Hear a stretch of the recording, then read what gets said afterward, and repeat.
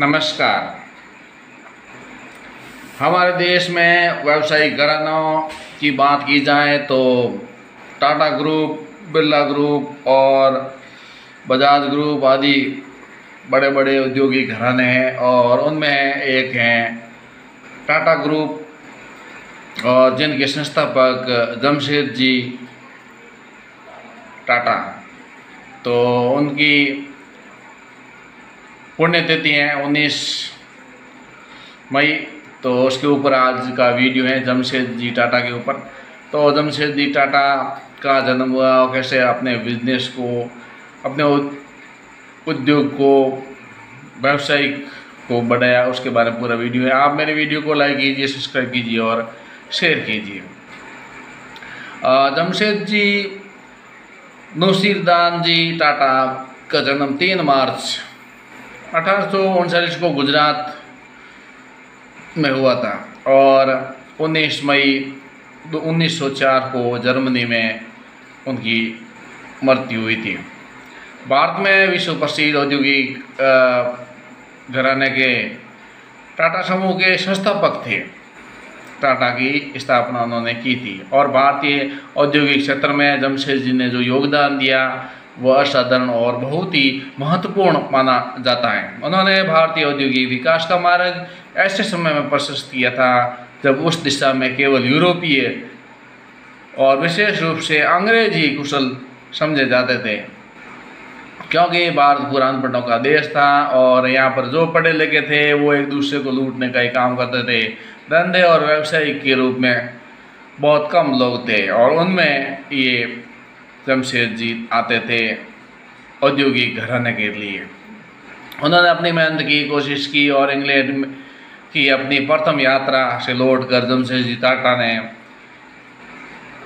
चिंचपोकली में एक तेल मिल, जिसको कतई बुनई मिल में परिवर्तित करके औद्योगिक जीवन का सूत्रपात किया था।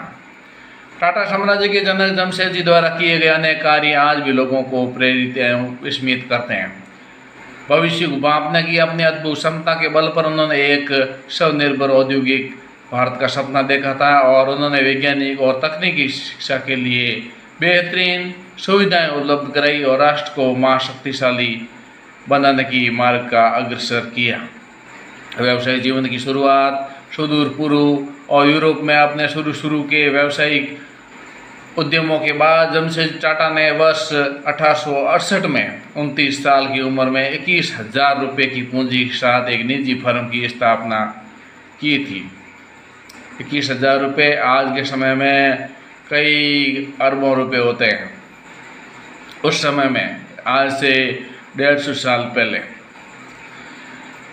उन्होंने एक 21,000 रुपये में फर्म की स्थापना की और उसके कई बार मैनचेस्टर जा चुके थे और इस दौरान उनके मन में कपड़ा मिल शुरू करने का भी विचार आया और अपने कुछ दोस्तों की साझेदारी में उन्होंने एक कपड़ा मिल, जिसको आज का शेयर बाजार बोलते हैं, ऐसी कंपनी में दोस्तों को मिल करके वो कपड़ा मिल की स्थापना की।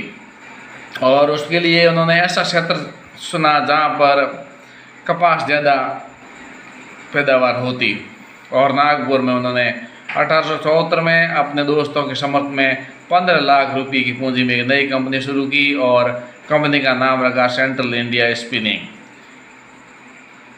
Weaving and manufacturing company. 1 जनवरी 1877 को इस मिल ने कार्य प्रारंभ किया और बाद में इसका नाम बदलकर इम्प्रेस मिल कर दिया गया था। जमशेदजी के रूप में भारत को एक ऐसा व्यक्ति मिल गया जिसके पास नई नई कल्पनाएं और विचार थे, जिन्हें वह वास्तविकता में बदल सकता था और अपने तथ्यों को हासिल करने में उन्होंने अपने संपदा, अनुभव और प्रतिष्ठा का उपयोग किया। अपने साथियों का पूरा सहयोग, अधिकार भाव से प्राप्त करने का उनमें एक असाधारण गुण था। उनकी दिनचर्या काफ़ी सवेरे शुरू हो जाती थी और कभी कभी वे मुंबई के समुद्री तट पर घूमते टहलते दोस्तों के घर चले जाते, यानी कि मौज मस्ती के अंदर अपना जीवन जीते, लेकिन सही समय पर दफ्तर जाते और जो भी प्रॉब्लम आती काम धंधे में उसको वहाँ सॉल्व करने की कोशिश करते। उनका सबसे बड़ा गुण था सजगता और जिससे वे हमेशा ज्ञान बढ़ाने का ही काम कर रहे थे। हमेशा तत्पर रहते थे और हमेशा जानने की जिज्ञासा उनके अंदर थी। इसके साथ ही उनके व्यक्तित्व का एक और बड़ा गुण था, वो सजगता। जिन दिनों में मुंबई में जानलेवा प्लेग की बीमारी फैली थी और प्लेग की बीमारी की रोकथाम, उपचार वगैरह, उनका निष्कर्ष और उस पर अनुसंधान भी उन्होंने शुरू कर दिया था, इसलिए उनकी सजगता भी काबिल तारीफ है। बाद में ताजमहल होटल का निर्माण भी किया और विश्व की अच्छी अच्छी चीज़ों को होटल में सजाने की कोशिश की। और दृढ़ निश्चयी जमशेदजी वर्ष 1866 में एक पेंशन फंड का प्रारंभ किया और 1885 में वे दुर्घटनाग्रस्त लोगों को मुआवजा देने लगे, चाहे उनकी फैक्ट्री में दुर्घटना हो या बाहर हो। उनकी निगाह सिर्फ मुनाफे पर नहीं थी, उनके साथ काम करने वाले लोगों के लिए भी महत्वपूर्ण थी। उन्होंने एक विश्वास जीता है जनता के लिए, देश के लिए सेवा करने के हिसाब से। 1886 में वे एक ऐसी मिल खरीदने का इरादा करने लगे जो कि घाटे में चल रही थी और इस समय जमशेद जी 47 वर्ष के हो चुके थे। उन्होंने एक बेकार मिल को चलाने की चुनौती स्वीकार की और राष्ट्रीय स्वदेशी आंदोलन की शुरुआत संकेत देने के लिए मिल का नाम स्वदेशी मिल्स रखा और भारतीय शेयर होल्डर्स से इसे भारी समर्थन मिला और उन्होंने जमशेद जी के काम में खुशी खुशी पूंजी लगाई। और जमशेद जी फिर विवेकानंद जी उनका भी था, तो जमशेद जी का एक पत्र है जो विवेकानंद जी को लिखा, तो विवेकानंद जी उसमें लिखते हैं जमशेद जी की विवेकानंद जी के साथ 5 वर्ष पूर्व अपनी मुलाकात को ताज़ा करते हुए जमशेद जी टाटा 23 नवंबर 1891 को पत्र लिखा है। उसमें भारत के वैज्ञानिक शोध हेतु एक शोध संस्थान खोलने संबंधी मेरी परिकल्पना को आप अवश्य अवगत होंगे।